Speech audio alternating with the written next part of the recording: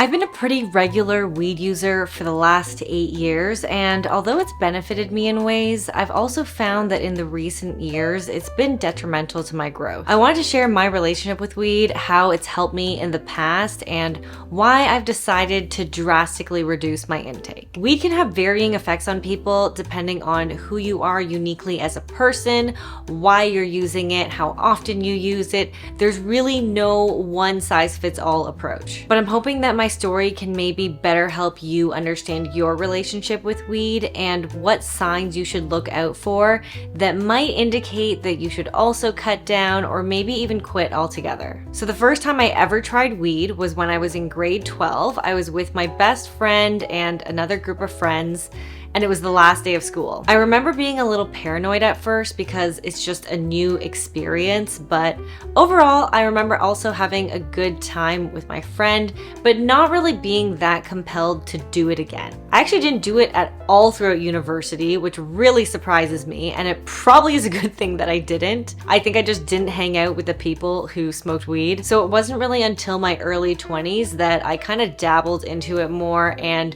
did it more at social gatherings and parties. If it was around, I would participate, but it wasn't something that I really sought out to do on my own. So I'd say my real relationship with weed started when I was 26. I was living in Toronto and my roommate was into edibles, and I also had a friend in the building whose cousin was growing weed, so it became a lot more accessible. This was kind of like my party phase, and my main purpose of using weed at this time was to replace alcohol. As you can see, I'm Asian and my body is not built to process alcohol. When I drink, my body gets warm, sometimes my skin gets kind of itchy, my heart races, it flares up my eczema, and basically all signs point to don't pour this poison down your throat. So when I started smoking weed, I was like, damn, I finally found the drug for me. I felt positive, I felt happy, I had no hangover and no bad feelings the next day. I also didn't feel like weed changed who I am. You know, sometimes when people drink and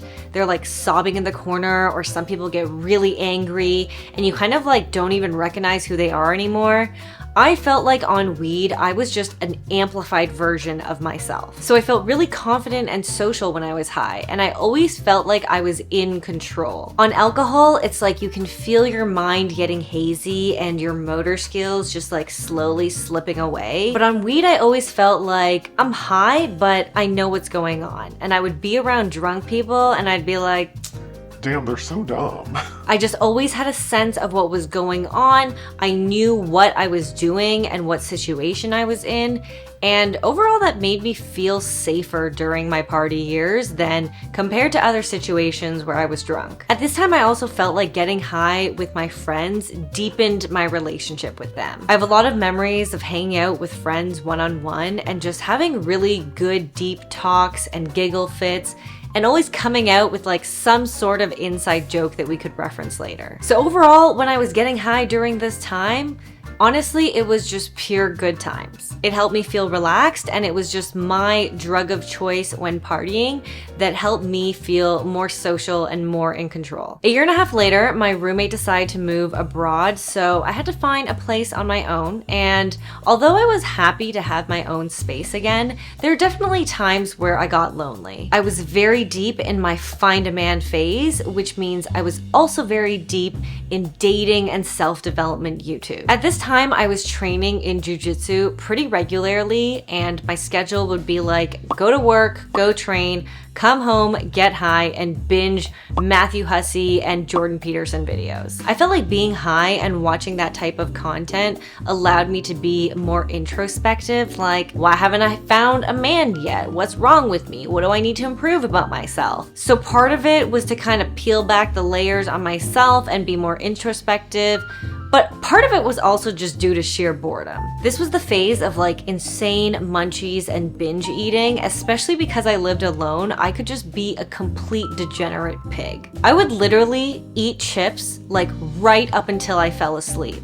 I would have chips and candy just tucked away in my nightstand. Luckily, no one who came over ever saw that, but those were like my demons in the closet. Chips in the nightstand. So this was the phase where I would get high like right up until my eyes shut and I would just knock out. It became a habit that I would only go to bed when I knew that once my head hits the pillow, I'm gonna fall asleep immediately. It's like I didn't want to give myself any thinking time, which when I look back on it now was probably a sign. So during this period of living on my own, weed was kind of like my friend. It was there for me when I wanted to be introspective. It was there for me when I was bored. Although I was a complete slob when I was by myself at night, I was still working out regularly. I was like picking up my hobbies and practicing piano again. So it didn't really get in the way of any progress in my life. The next phase was when I moved in with my now husband and no longer needed weed to be my companion. By this time, I did recognize that when I was high, it really helped me feel more empathy and gave me perspective. I always felt like when I was high with someone, whether or not they were high, it just helped me really see the essence of that person. It would kind of just lift any judgments I had and make me see them for who they were and better understand why they did the things that they did and help me just not take things personally. I feel like it gave me a more balanced view and helped me better understand some of my relationships. It also made it a lot easier for me to be vulnerable.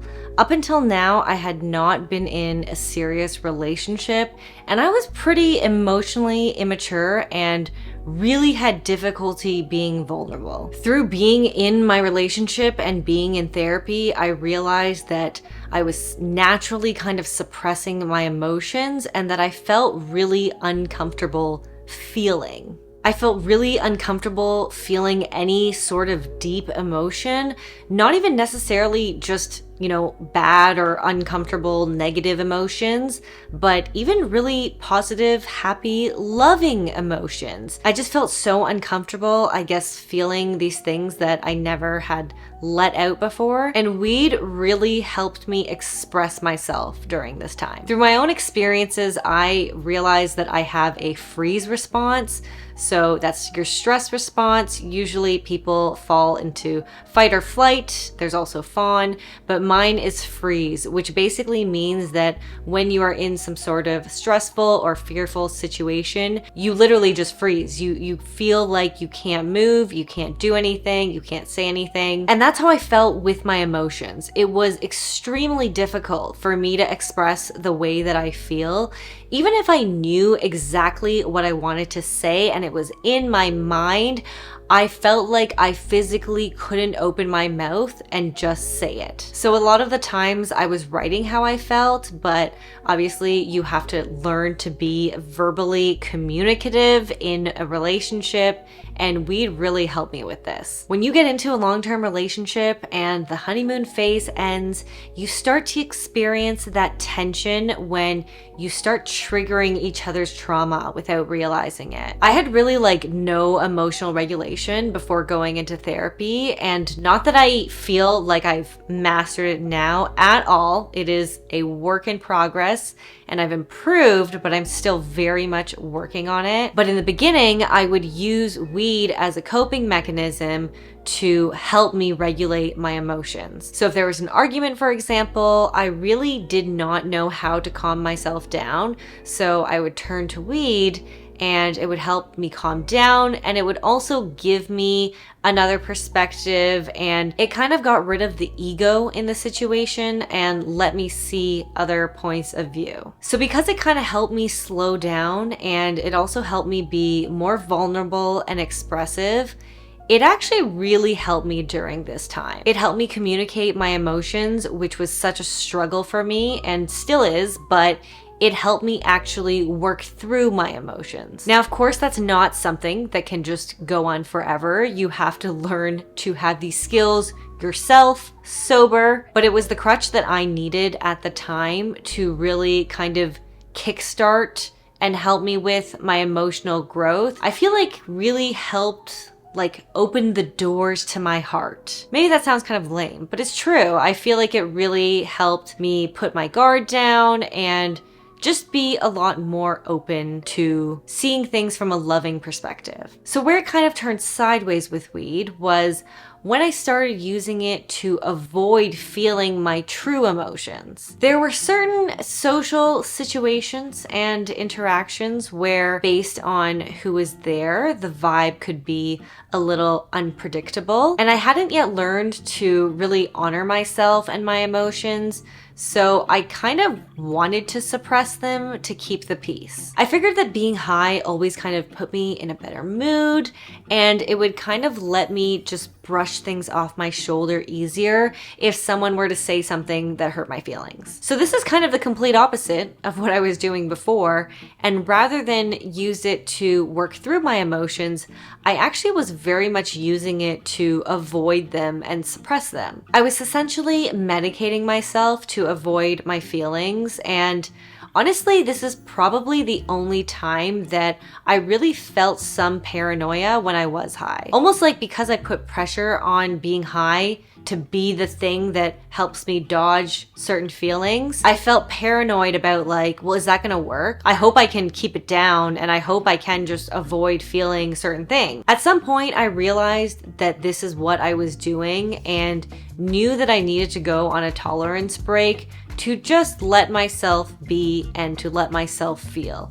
And lo and behold, of course, the tears came rushing out. But crying is one way that your body heals, and it's really unhealthy to keep that pent up. I know this can actually be a main reason that a lot of people use weed, especially when they're going through grief. But the more you avoid feeling, the more difficult it becomes to unravel those emotions. So I know it does give you that kind of temporary relief, but I feel like in the long term, it kind of just makes things worse. In the last couple years, I think the thing that's really indicated to me that I need to cut down on weed is that I realized it's just not helping me reach my goals. It's easy to turn to it when you feel down because yes, it's fun, and yes, it gets you vibing in that moment and it puts you in a good mood. But personally, no matter what strain I have done, I've just never felt productive on weed. I do feel like sometimes it gets my creative juices flowing, but the problem is